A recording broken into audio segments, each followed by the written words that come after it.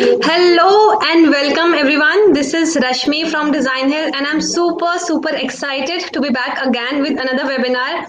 First of all, I hope you guys are doing great and staying safe with your friends and families. Welcome to this webinar session wherein we are going to talk about master the art of public speaking and storytelling with Mike Ganino. Today's event is brought to you by Designhill, which is the world's leading creative marketplace that caters to the creative needs of businesses and individuals alike to source high quality designs and buy unique products created by independent artists. I would like to thank Mike first of all, for joining us for this event and for saying yes, and I'm sure this is going to be a very insightful session, Mike. Awesome, thank you. Great. So let me quickly introduce our speaker for today. Mike is a storytelling and communication expert who hosts the Mic Drop Moment podcast. He's an author, the executive producer of TEDx Cambridge, and has been named a top 30 cultural speaker by Global Guru. He teaches storytelling, presents the public speaking to some of the biggest names and brands. In addition to that, his track record as an executive in the hotel, restaurant, retail, and tech industries, Mike has worked with organizations like American Marketing Association and Uber. Thank you so much, Mike, again for joining us. Thanks for having me. Shall we do it? All right. So before we start this entire session, a quick update for everyone, as we also talked about it during the promotion of the event as well. We have some exciting offers for you all, so you can take the screenshot of this event, post it on your Insta story, tag Designhill DH and Mike Ganino online, and one lucky winner will have a chance to win a gift card worth $50. Isn't it cool? And we will also stay tuned, we'll have some offers for you in the chat section as well, so stay tuned there as well. We'll share that. All right. So let's look at. Let's start the session. Before we start the session, let's look at what Designhill is all about, and then we'll quickly begin.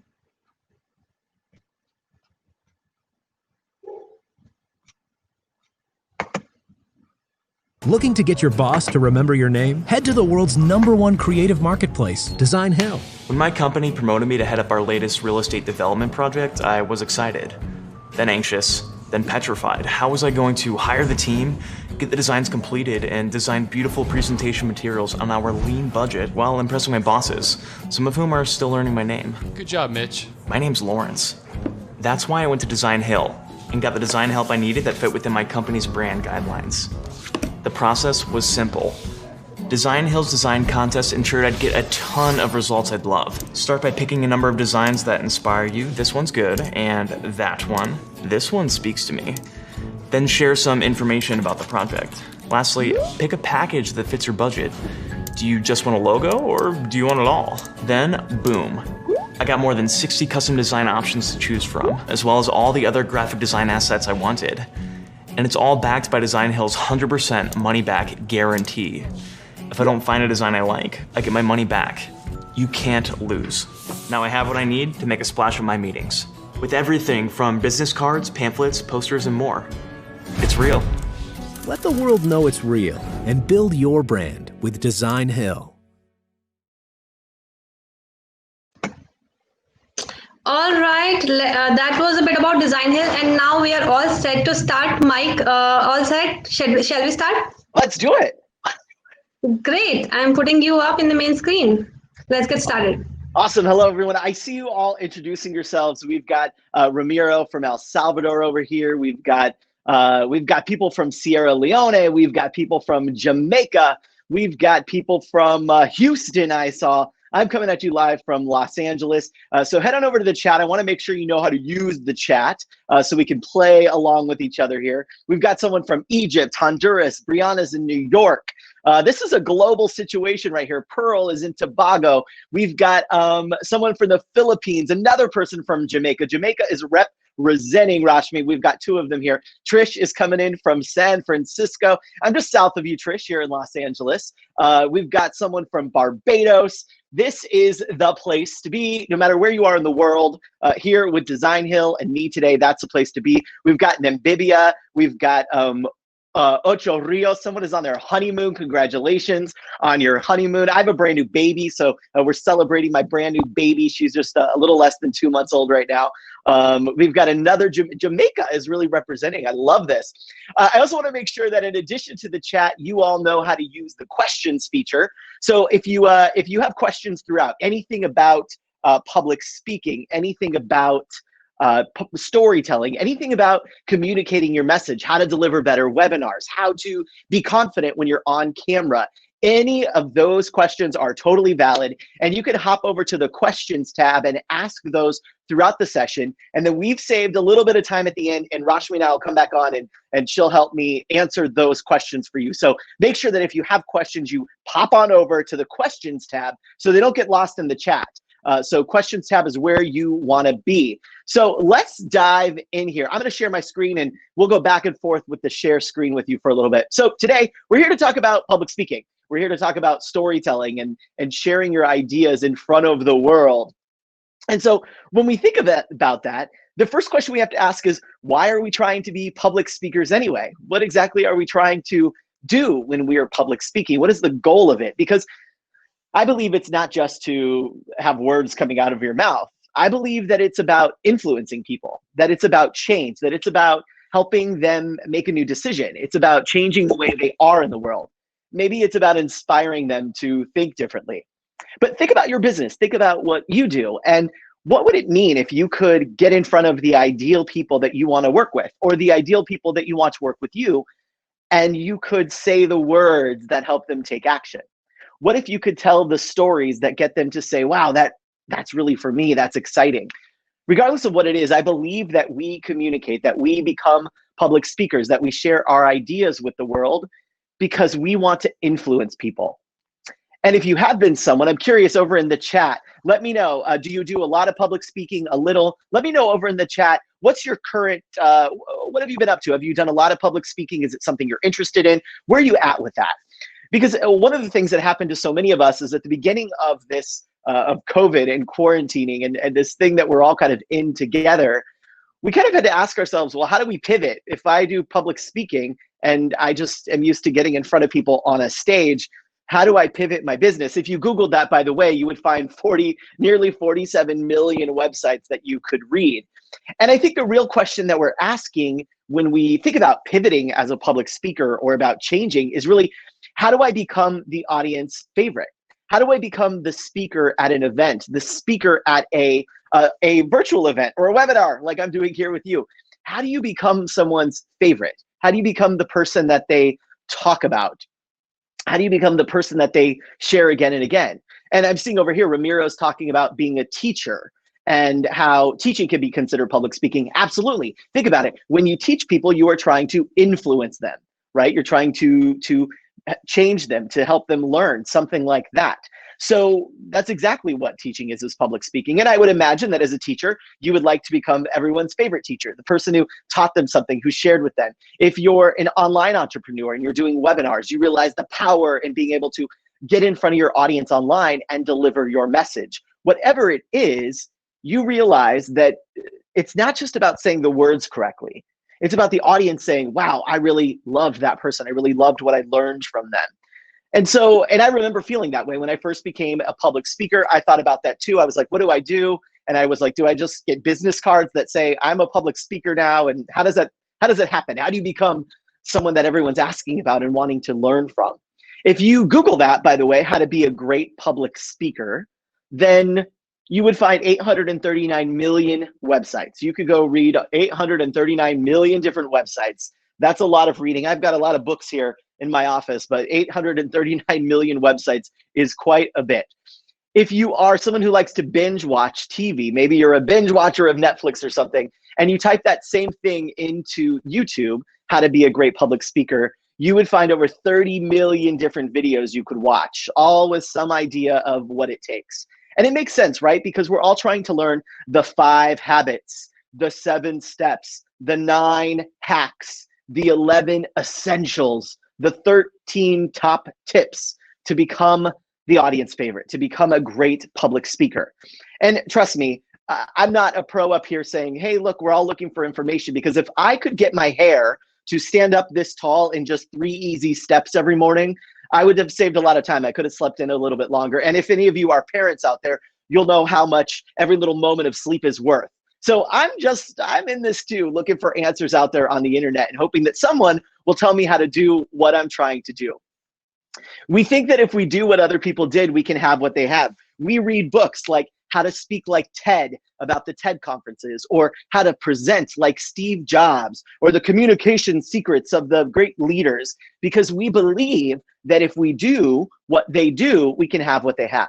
That if we just found the right way to package something, if we just wore the right outfit, if we just moved our hand in the right direction, that we too would be able to be world famous speakers.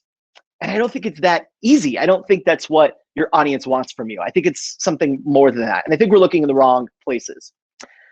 You know, back before we were doing the quarantining, I would travel quite a bit. Last year, I did 200,000 miles on airplanes as a public speaker, traveling all around the world, teaching the art of storytelling to people.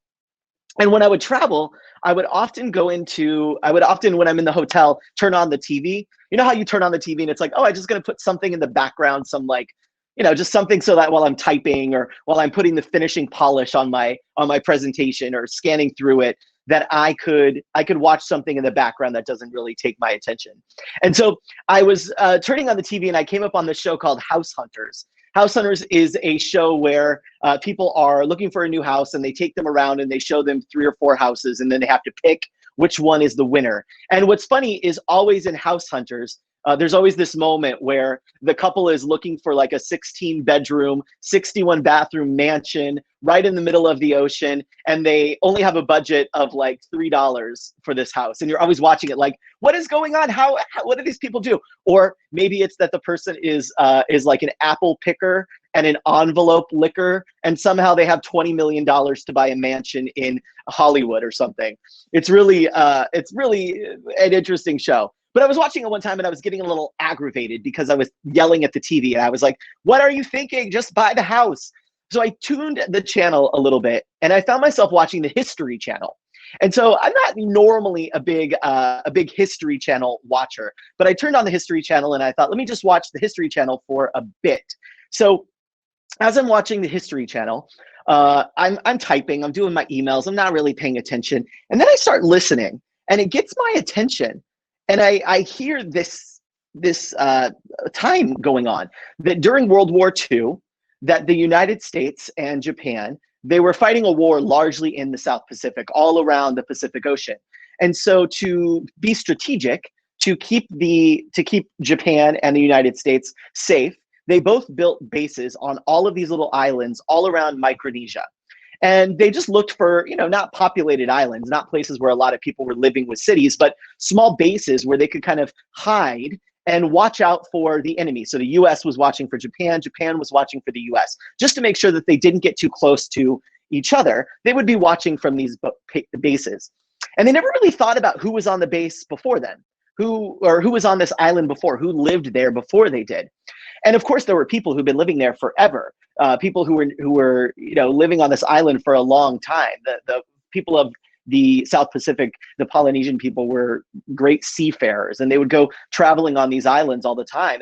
That's essentially how they eventually got to Hawaii and started populating Hawaii, which is a fascinating story because they took a canoe over 2,000 miles. A canoe!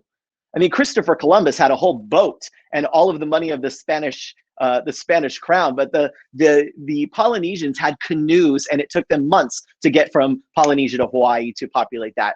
So I'm watching this show, and it's talking about the folks on the island and the soldiers, and how the people on the island had never really seen modern warfare. They were watching this and they were like, what is that? They'd never seen such a thing before. And so eventually they become close to the soldiers became close to them, and they became friends, or at least they became friendly with each other. And eventually, as you know, the war ended. The people left and they went back to Japan and back to the US, and they left behind the people from the island. And initially, the people on the island thought, this is perfect, because when the gods deliver all of the goods that they've been delivering to these soldiers, it'll be for us. See, they had seen these big birds, these big shiny birds flying over and dropping supplies to the soldiers: clothing, water, food, all of these things they had seen. They had seen these big shiny fish, huge fish coming in from the sea and delivering goods and supplies. And they thought, well, this is all going to be for us now, because now the soldiers are gone. We can have all these things. Okay. Of course, that's not how it happens. You know, they didn't keep delivering the supplies to the islands. And so one of the folks from the island said, you know what, there's got to be something we're doing wrong.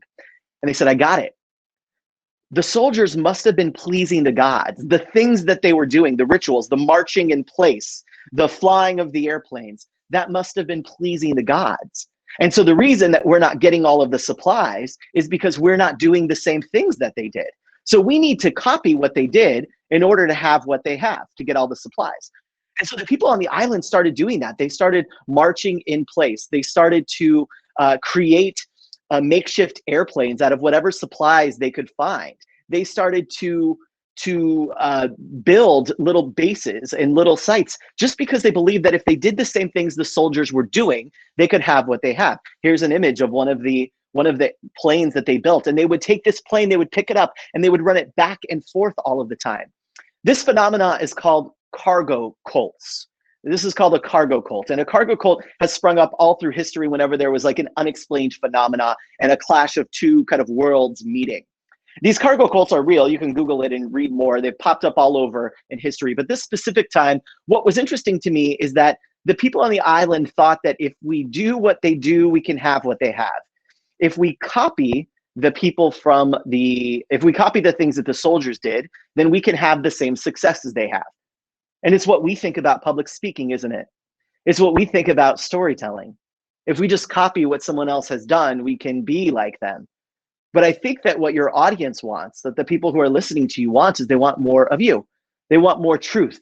They want less data and facts and more stories from you.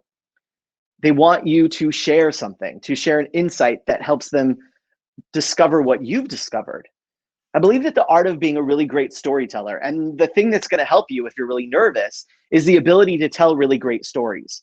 When you're inside of one of your stories, you get less nervous, you get less anxious. So we don't have to copy what other people have done. Our job is not to present like Steve Jobs or to talk like Ted or to learn the communication secrets of the gurus. Our job is to tell our stories, why you got in business, how you've helped customers. I'm going to share some of the stories I think you should be telling in just a minute. But how does this apply to speaking? How does it apply to the art of getting on stages or getting on webinars and speaking to people? Well, the speaking industry has been disrupted. And I've seen this as the executive producer for TEDx Cambridge for the last couple seasons. I've seen this so much that the world has changed. It's changed so much. There are over 205 million people a year that attend events, that go to some kind of event where people are speaking. That means there are lots of people out there who are speakers, lots of people who are sharing information, and it means there's lots of competition.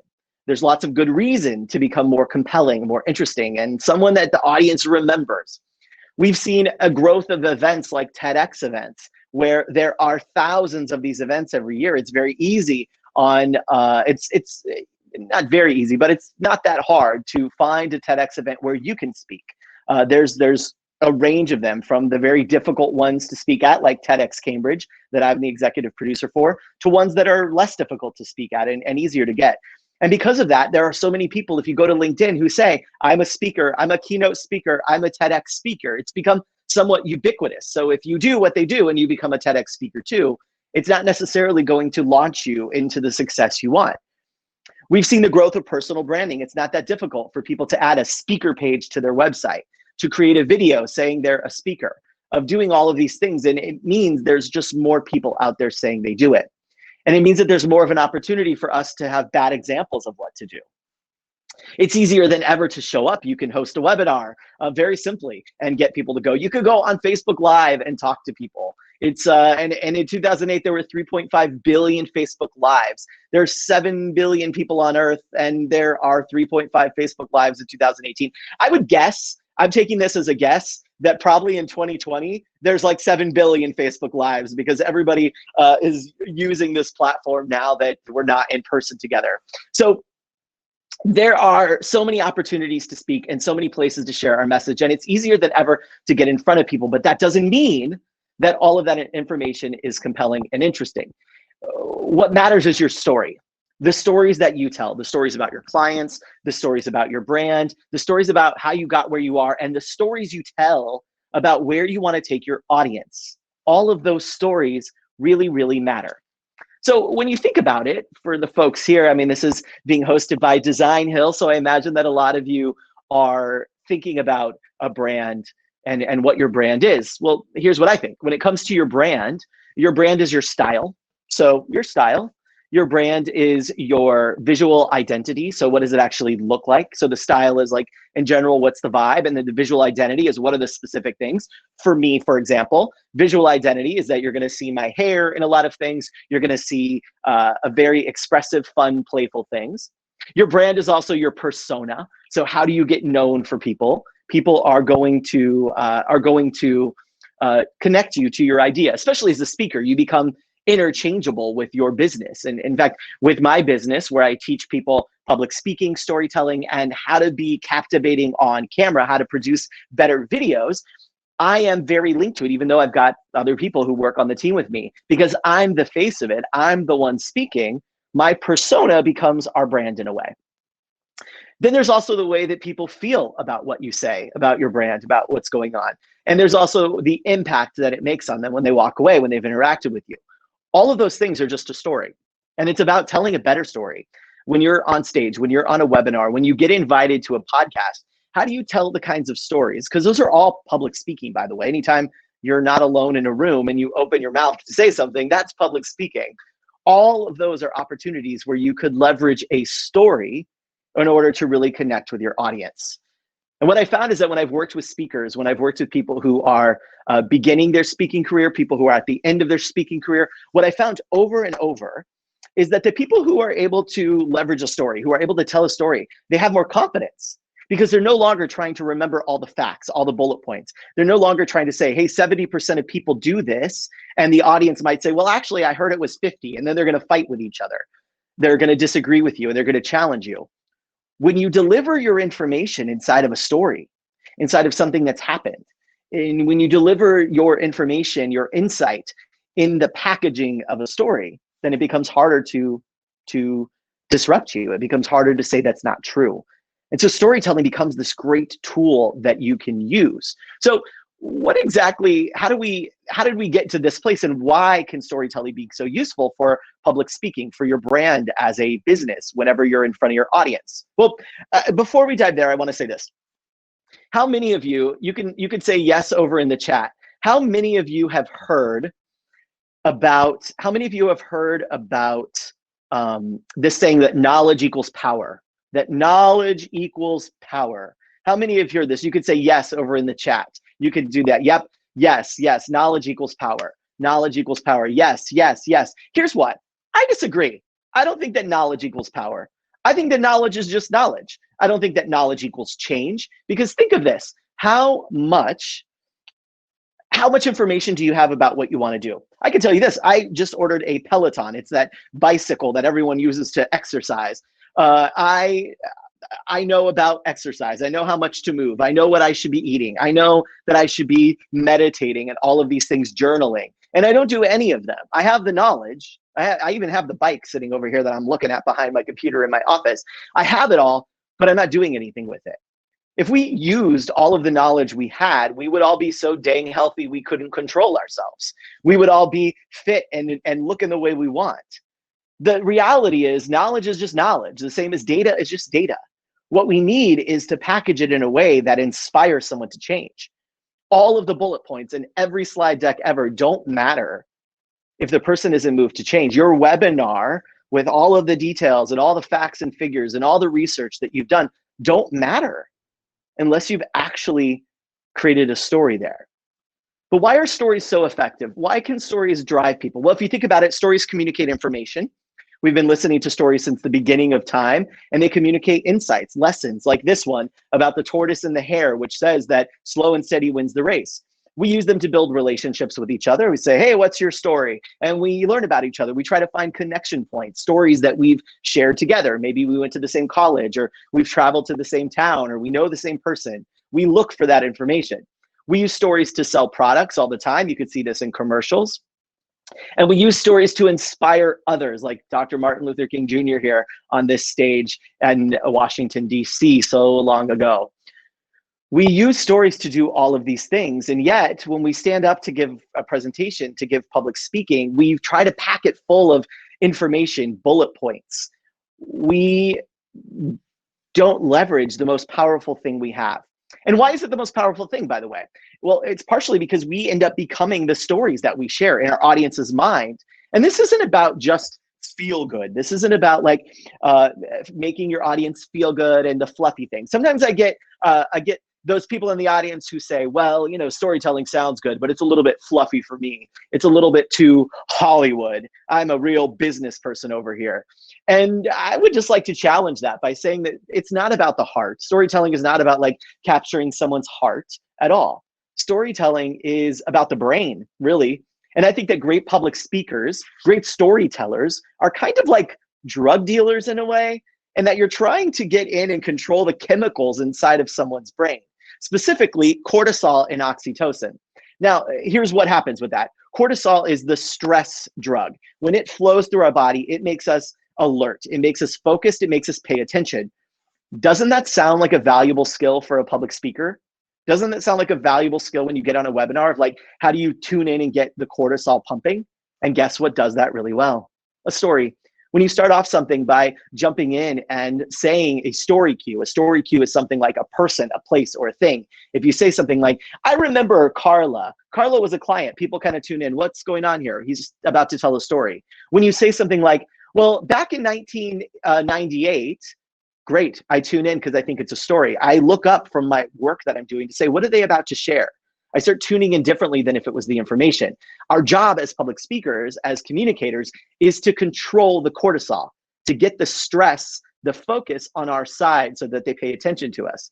And then the next one we need to control is the oxytocin. The oxytocin is the feel-good one. It's going to make them trust us. And here's the deal. Think about all the places, all the speakers you've seen, people who claim something to be true.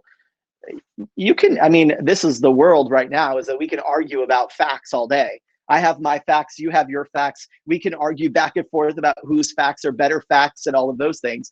But when you share something inside of an experience you've had, let's say that I was trying to prove to you that sharing your story really does matter, that it's the way to stand out. Well, I could say that over and over, or I could put it inside of a story that teaches you that. I can talk about how when I was a young manager, my very first time, I thought I had to be rough and tough and all of these things. And then really what I realized is that I needed to do this other, I needed to really think about how I packaged what I was trying to train my team to do. I could weave a story like that that's much more effective at getting you to say, oh, I see how that's true. It's what the movies do. It's what great communicators do on stage. And it's what I think more of us need to do when we're speaking.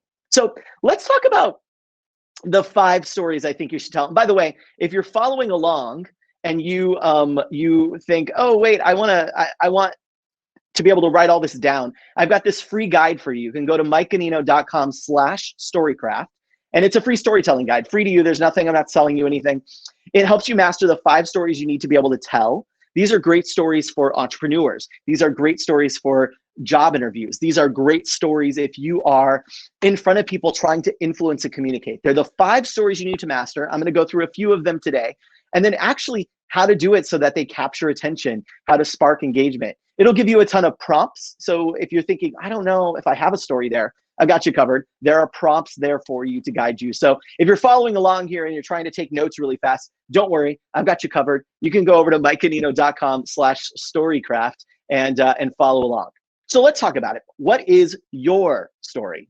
Well, we think about it. Here are a couple things stories are not. Whenever I work with clients to help them find a story to use on stage or a webinar or in their training or marketing, I always talk about how stories are not your mission statement. A lot of times we'll hear, this is our story. And it's basically like, we believe that the world should be this way, and we think that this, and we love great design, and we think great design should be accessible to all. Cool, great, helpful, but that's not a story. A story would be the first time when you realized that great design mattered, the time when you were working on something and over and over it wasn't working because it had been designed over the top and what you needed was like great simple design. And when you finally discovered great simple design, your product was born. That's a story we want to listen to. The other thing is just a fact. It's just a data point. The history and facts of your company are not a story. So in 1989, we started, or in 2017, I left my job at corporate and I ended up starting this business where now I design cards for all kinds of interesting people, and I could design cards for you too.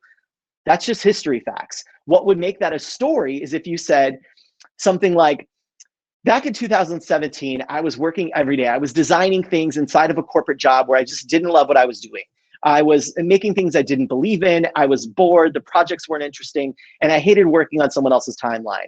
And I wasn't sure what to do until finally I realized I should start my own business. Because of that, I did this, which made this happen. And because of that, this happened until finally I was out there working with clients I love, creating products that made me happy and helping my clients achieve their results. That's a story. The other one was just history and facts.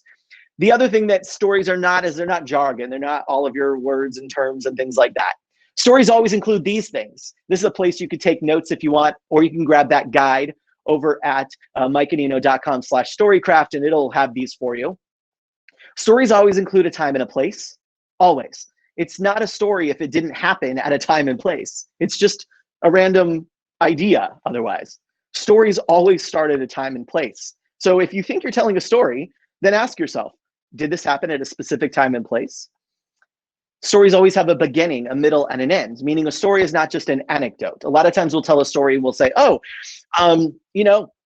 it's always important to drink lots of water. I remember one time I didn't drink a lot of water, and once I realized I needed to drink water, I was much better off.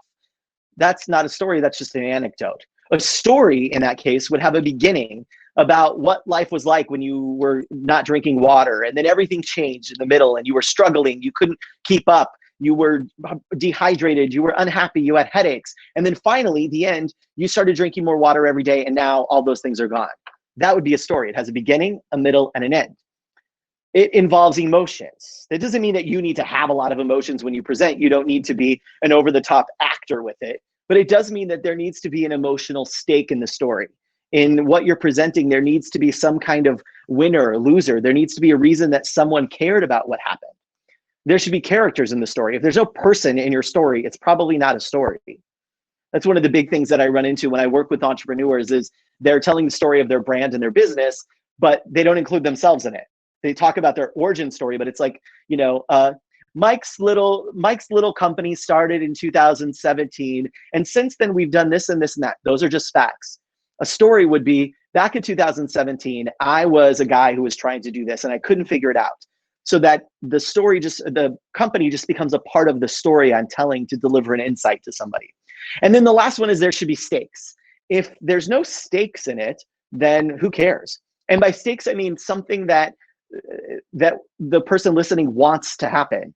They want to see the person succeed. They want to see you start the business. They want to see you get ahead. There needs to be something at stakes. Otherwise, it's just kind of a boring fact, a boring list of things. So when you tell stories, when you think of telling stories, as we kind of think through this final one and head off to Q&A in just about 5 minutes here, so pop over your questions, and anything's valid. Today, this was about storytelling, but I can talk about anything, public speaking, TEDx, making videos, whatever you want to do. There are 3 parts to storytelling, to compelling storytelling. The first is to find stories, the second is to craft them, and the third is to tell them. What happens so often when someone is getting on a webinar or in front of an audience is they haven't done the work to do all 3. To go find some stories to tell, to craft those stories and organize them, and then to actually be ready to tell them. Those are the 3 critical skills if you're going to be an effective public speaker. If you're going to open with a story, close with a story, teach us an insight with a story, create a video for your brand where you're talking about a story, you need to go find the stories, craft them, and tell them. When it comes to finding them, here are a couple tips for you. Although in that guide, I give you everything you need to go through it. And it's totally free to you. It's like 15 pages, by the way. It's like a full-on workbook. When I was doing my lead magnet, they said, oh, we need a lead magnet, a page or 2. And I came back with like a 25-page booklet. So that's what's available to you over there. When you find stories, look for the nouns, people, places, and things. Those are always involved in stories. A story happened to a person at a place with a thing, always look for the nouns. Another place you can find stories are firsts. What was your first client like? What was your first campaign like? What was the first day of opening your business like? What was your first hire like? When was the first time you realized that you couldn't do the corporate 9 to 5 anymore and you wanted to do something else? When was the time you realized that you could work for a really great company? Those are places that you can go look for stories. Another one are objections. If you're using stories in a presentation, in a persuasive communication, think about the objections the audience would have. What would the audience say? Well, what about this? Or what about that? Those are places where your stories might live. You might say, let me use a story about the objection of it's too expensive. Let me find a story that shows them that it's not too expensive, or that it's, if they don't do this, then going a cheaper route might cause trouble. Instead of arguing fact for fact, put it into a story that becomes a little harder to dispute. And the last one is look for transformation. Stories are about change. So look for transformation. Where was something that existed and then shifted? Where did the change happen? Once you found your stories, and I've got prompts in that guide for you, then you can craft them. There's something called the 3-act structure when you think of theater, and it basically is act 1. Act 1 is all about exposition, setting the stage, letting you know who's involved in this. It's your people, your place. It's the who, what, when, where, why.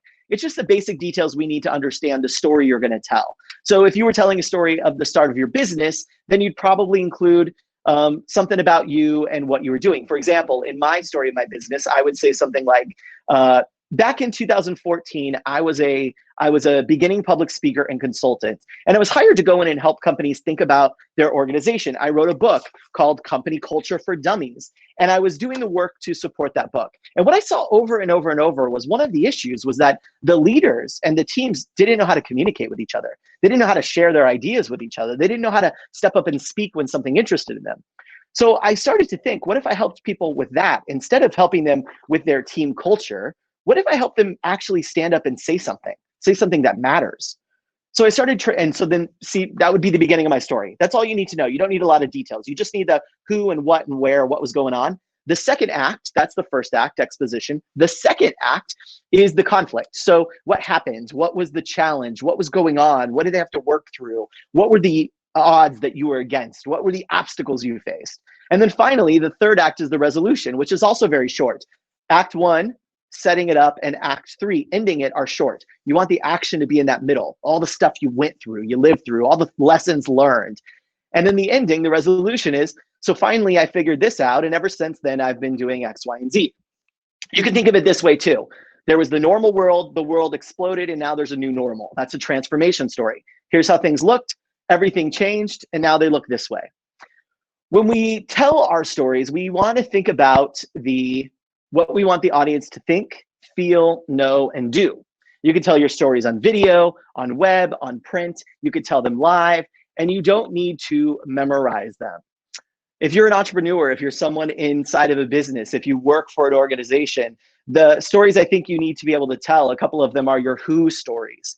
You need to be able to tell your how stories. Who are you? Who are you about? How'd you get started? What's your reason for being here? The how stories, these are the stories about your vision. How do things look? How does the world look today? And how do you see the world looking? What's the journey you're trying to take your clients on? Where are you headed towards? The next story I think you should be able to tell is the what story. The what story are your value story. This is the place where in your presentation, in your webinars, you talk about how you work. We believe client success is number 1. Well, instead of saying that, what if you told me a story that made me say, wow, they believe client success is number 1? What if you switched it? Instead of telling them the facts of it, you gave them a story that made them say, wow, it sounds like these people really take care of their clients. It sounds like this person really has done the research. Other stories that you should be able to tell are stories of change. Times when your organization has changed, time when the world has shifted that made the work you do possible or needed, the change that's going on today. All of those are stories that you should be embedding in your work. So here's my challenge to you as you go out there, as you get ready to think. We're going to hop over to Q&A here in just a moment. But as you get ready to do that, realize that you're creating stories no matter where you go. And isn't it time that you started doing that on purpose?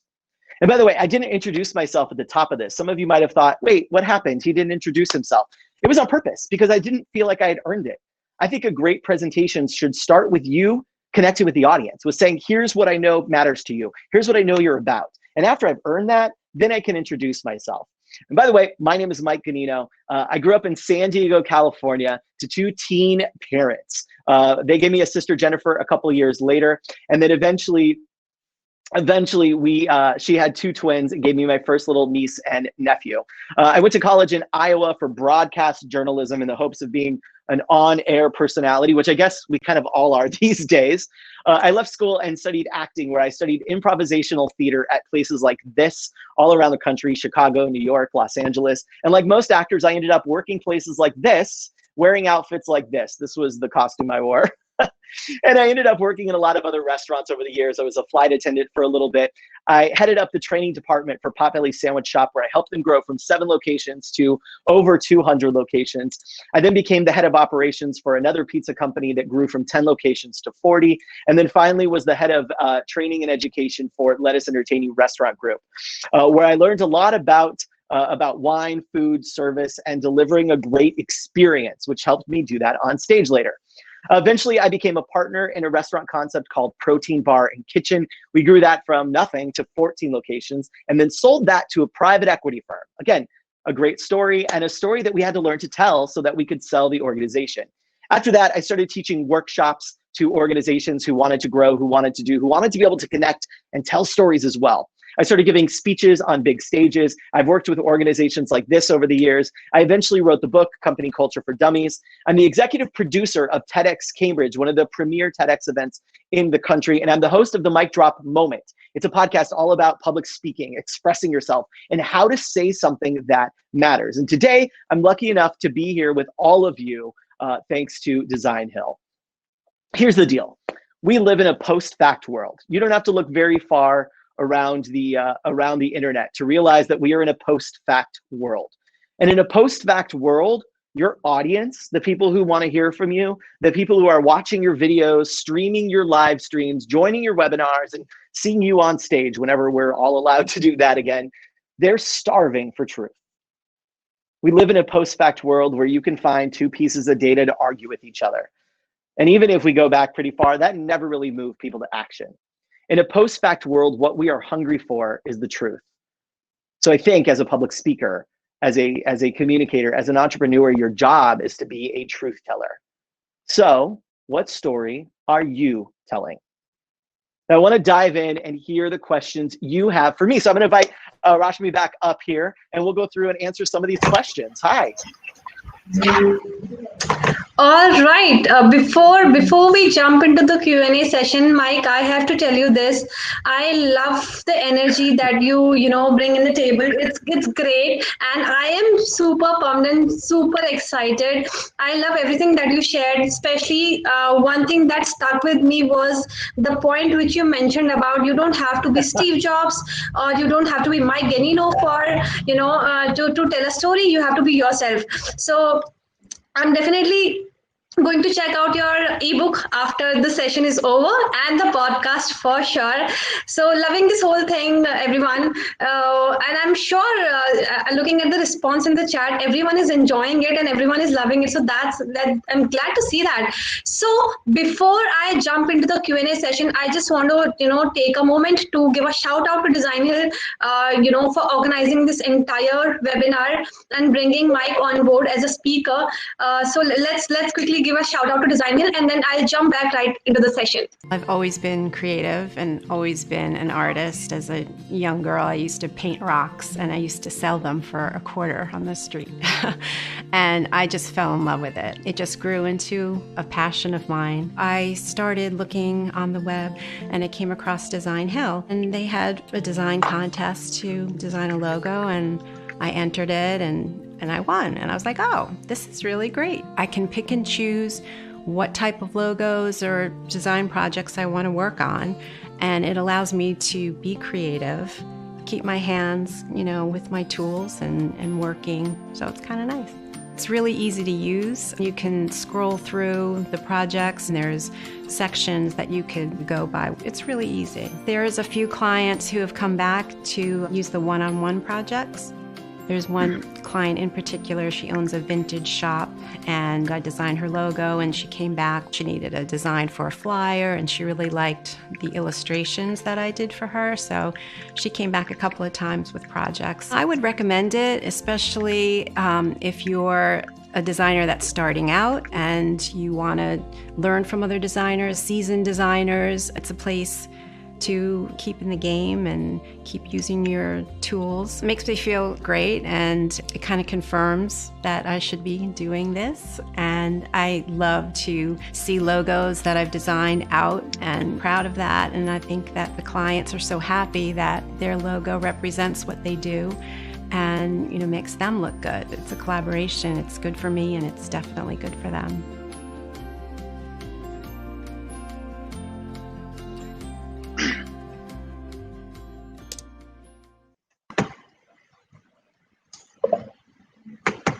All right, it's time for the Q&A session, and I'll be picking up question with the maximum upvotes first, and then I'll move on to the newest ones. So Mike, let's get started. This question is asked by Neha, and it has got 6 upvotes, which means 6 other people want to know the answer of. And the question is, I start stammering while public speaking, how to control my stammering? And I think a lot of people feel the same. So what is your solution for that, or advice? Yeah, so there's a couple of things. There's probably like 3 things. One is that it could be actually like it could be physiological, and I am not a speech therapist, so I'm not qualified to do that. So if there's someone who stutters or it's that, then I recommend working with a speech therapist or a vocal coach on those ones. So that's one little thing. I'm going to put a disclaimer. I am not those things. So if that's the case, then definitely check out a voice coach. I've interviewed 2 of them on the Mic Drop Moment. You can look for the episode with Darcy Webb, and you can look for the episode with Caroline Goiter. And I interviewed them about voice and how to own your voice and that. So it could be that, and you should check that out.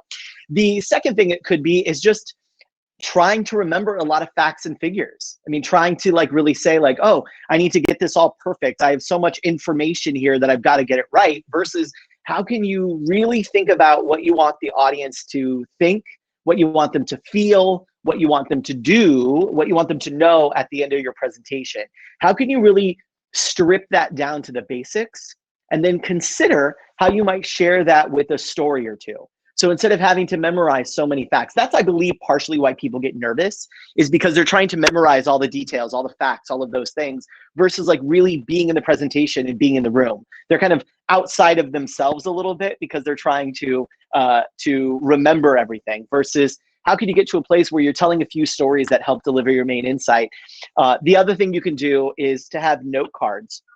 So note cards, not with all of your words on them, because that messes people up. You would think that like, oh, having your whole script here might help you, but it actually messes you up because you're worried about not saying the perfect word. So what I recommend on your note cards is writing just a few bullet points on it, just kind of mapping out like, tell the story. Like if I was doing it today, I would do something about, it would say like, why does public speaking matter? What are we all trying to do with public speaking and storytelling?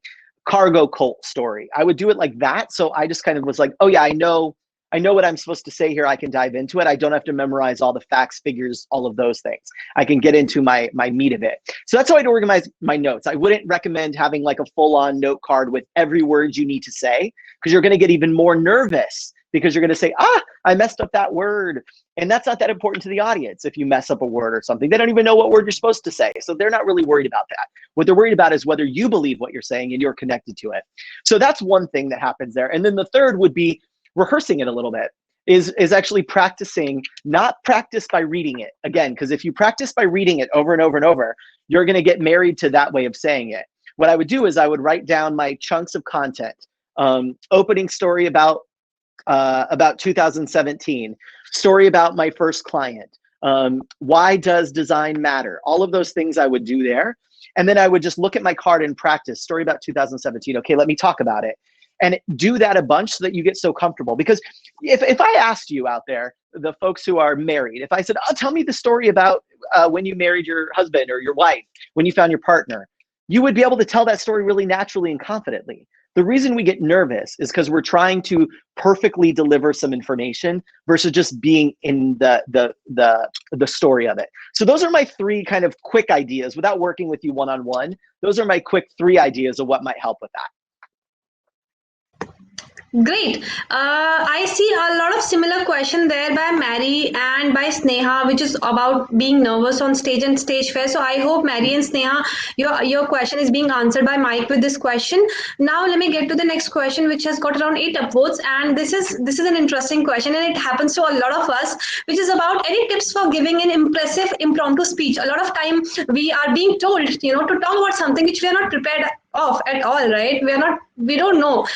So any tips or any ideas on how to give any impromptu speech that too impressive? Yeah, I think the biggest thing about that, and an impromptu speech can also be a Q&A like this, where you're getting asked like this. If you go and you're interviewed on someone's podcast or TV show, that's an impromptu speech because you probably don't know exactly what you're going to be asked or what the follow-up question would be. So those are all impromptu speeches as well. And I would say that when you go out and get your coffee in the morning, somebody says, hey, what's going on? What you working on? That's an impromptu speech. It's probably something you're pretty good at in general. You just get more nervous when there's lots of eyes watching you. So here's what I think. The reason that speeches or even a specific story you might tell really connect with an audience, which then makes you feel really confident in sharing it, is because you've highlighted why it matters to them. So when I'm being asked to give an impromptu speech, when I'm being asked to, oh, Mike, can you stand up and say a few words? I don't think about what I want to say. That's the number one flaw people make. They think, what do I want to say so that I can seem smart or that I can say the right thing? The first thing I think about, somebody says, hey, can you say a few words? I think, who is in this audience and what would be helpful for them? How can I support them, not like talk about my own thing or not share my own ideas? That's the number one thing. And you'll be amazed at how much that matters to an audience. Hearing someone stand up and they say, hey, Mike, can you say a few words about branding and marketing? I've been asked that before at an event, a speaker event. And so I thought, okay, well, what could I say? And I thought about, well, who's in this audience? And it was a bunch of brand new public speakers, people that were just getting started. So I thought, okay, what would be helpful? So I started that off something like, a lot of you in this room are just getting started and you want to make sure that you have like a really clear, strong brand. And so in the beginning, here are the questions I would ask myself. I'd think about this. So for me, the impromptu impressive speech comes from 2 things. One is thinking of the audience first, delivering a message for that audience. It's impromptu because it's not prepared speech. So make it about that audience, for them, to help them.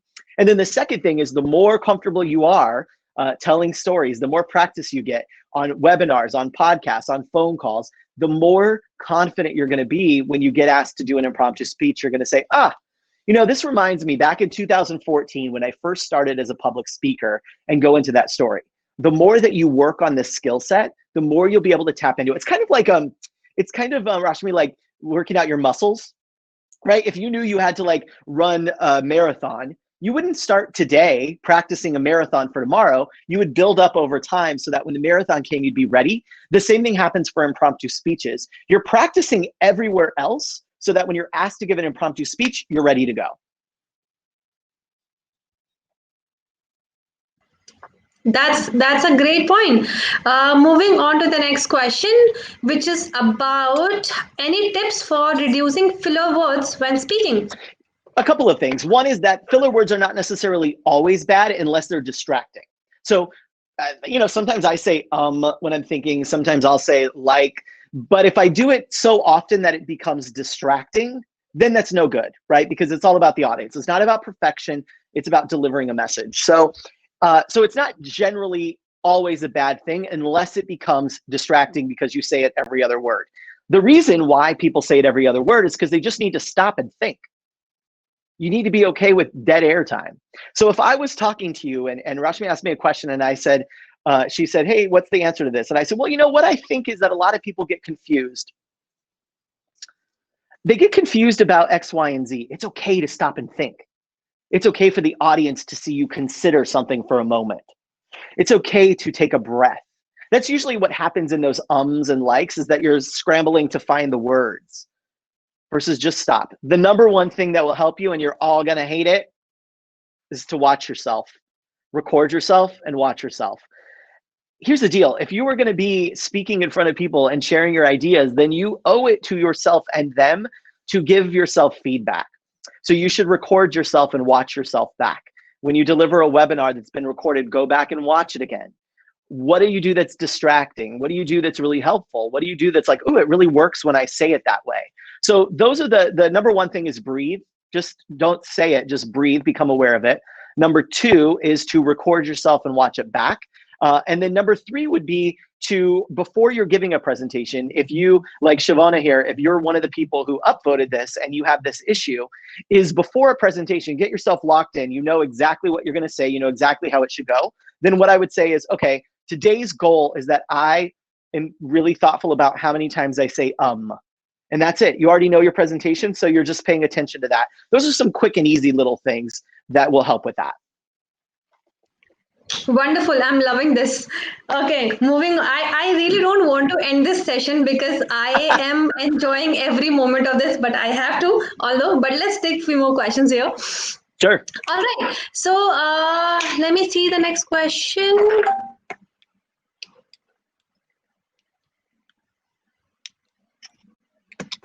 Okay, so there are more of a similar question about, getting rid of a stage fear, which you have already addressed. One question that I see here, which is about having your own story. I think a lot of people think that they don't have the best story to tell.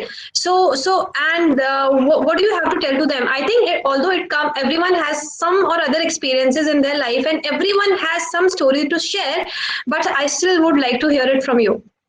Yeah, so here's the thing. If you're being hired to go speak to Coca-Cola and they're hiring you to come and tell a motivational story from your life, that's different. You know, maybe they're like, did you climb Mount Everest? Were you an astronaut? Did you save, children from from falling into a ditch or something? Sure. But for most of us, for the webinars, presentations, speaking engagements, podcasts, for those places where we're being asked to tell a story, the audience doesn't need this impressive story because it's hard for them to relate to. I mean, if I came on here and I just talked about how, my story was that I, was on a TV show and I became the most famous person, that's interesting to you, but it's not relatable to you.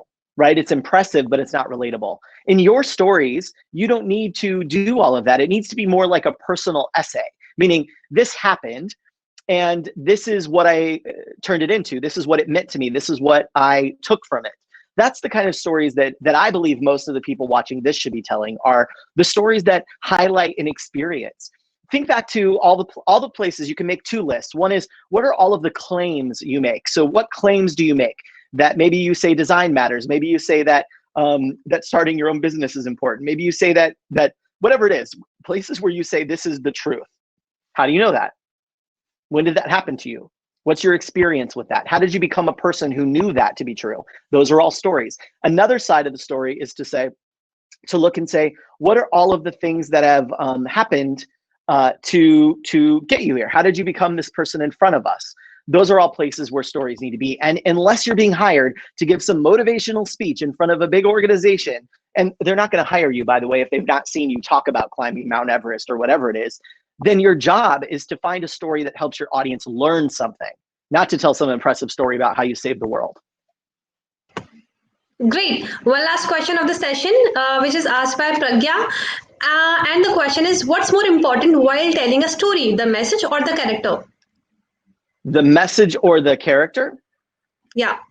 I think the thing about storytelling is it's a little bit of both, right? You need to tell a story, especially in a business story. You need to tell a story that delivers an insight, that teaches a lesson. Otherwise, it's like, okay, whatever, this wasn't that interesting. Like, thank you for entertainment, but I came here to learn. So it needs to have an insight. It needs to have some kind of lesson at the end of it, some kind of takeaway for the audience. So that's important. And I would say the character is important only in that helping us understand the lesson through the character. So both are equally important. So I'm not going to say an answer. I'm going to claim no answer. They're equally important, but the character's job is to make us care about the lesson being learned.